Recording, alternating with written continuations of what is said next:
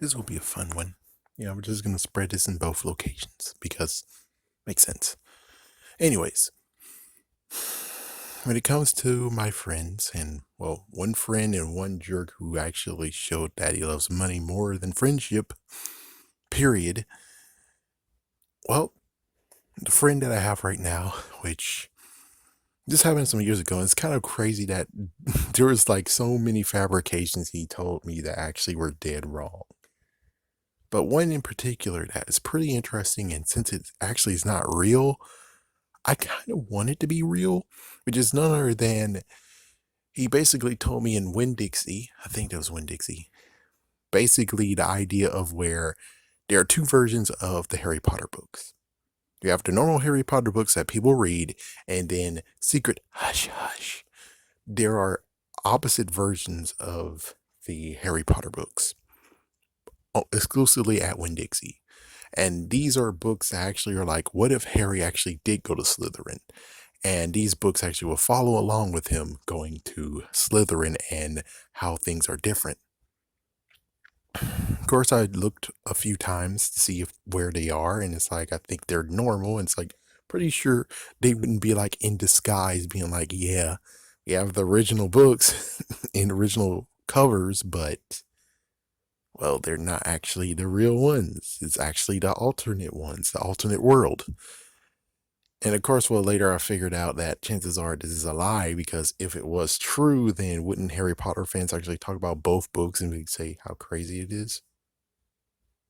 Not to mention, wouldn't you figure that they'll actually maybe do two movies each year? Yeah, but that would have been a lot more freaking issues.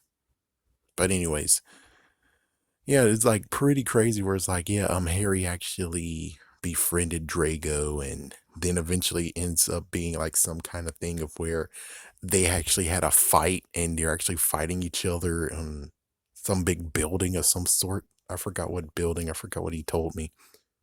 But it's like, here's the pitch. The pitch is very simple. If you're trying so hard to make new books, and you're trying to go for the hype train, I think I actually would like enjoy this idea, which if she starts this year, it'll be freaking awesome, but it's too late. But it'd be cool, like within 20 years, she does this idea of where she does the alternate world, but just like how when it comes to FNAF, they have these books, but yet some of the books do have details that can be implemented into the lore of the video games. Same diff. The idea that she could easily make a new version of Harry Potter where this time he goes to Slytherin, and there's many things that we actually get to see that are affected by Harry a little bit, but actually does happen in the books, which would be kind of cool. Where it's like, yeah, you see, that's pretty awesome. The interesting part is like, well, then does that mean that Harry would join up with Voldemort? Nah, I'm pretty sure what will occur would just be the dark version of where it's like, even though he's in Slytherin, that doesn't mean that he's your slave. Hmm. Yeah, it's like this is like an interesting complexity, being like, okay, well, how exactly is he going to find the Philosopher's Stone, the Sorcerer's Stone? Why does he have a reason to do it? It's like, yeah, it's like, yeah. How did he do in the first movie, anyways? How in the first book? What exactly made him actually want to do it? Hmm. I think curiosity and then some dumb jerks who actually are, yeah, just some crazy stuff that's going on. Where it's like, yeah. But I'm pretty sure it'll be different alternatives of why he actually is doing it. Maybe for power or something like that. Yeah, but even then, it's like, how would he get the Philosopher's Stone if he's looking for it? Yeah, that's like the messed up part. It's like, yeah,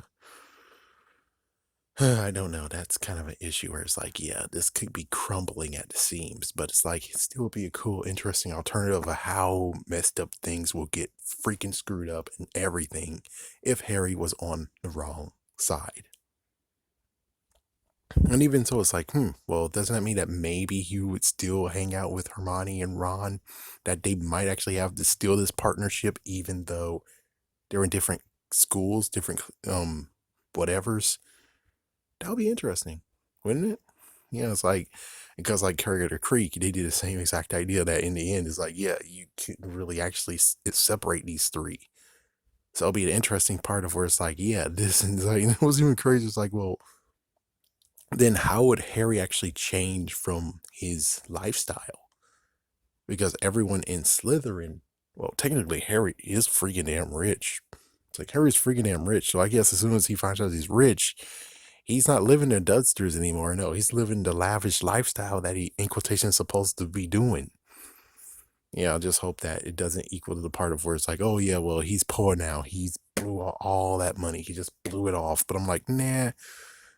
I mean, yeah, he'll enjoy the taste of lifestyle, but I'm pretty sure he's able to actually be smart enough to be like, okay, well, I just need a place to live. It's like it's lavish, and he's not gonna get like all stuff, all the things, and be like, oh, freaking awesome. It's like, nah, he's not gonna do that type of thing. Yeah, what about Sirius Black though? It's like, yeah, I'm pretty sure he will be okay with them, but they will still have like some kind of freaking relationships. Like it's like, I don't know. It depends on like what Harry's personality change as well for going to Slytherin. And you could say yes. But on the other hand, it's like, yeah. But Slytherin does affect people. It does. But it'll be kind of an interesting journey that a few things of number one, where it's like he has to defeat the great evil, aka the person who can't be named, aka Voldemort. That's something that he has to deal with. And he has to deal with the fact of the poison within. The fact that everyone in Slytherin will start feeding him lots and lots of freaking poison.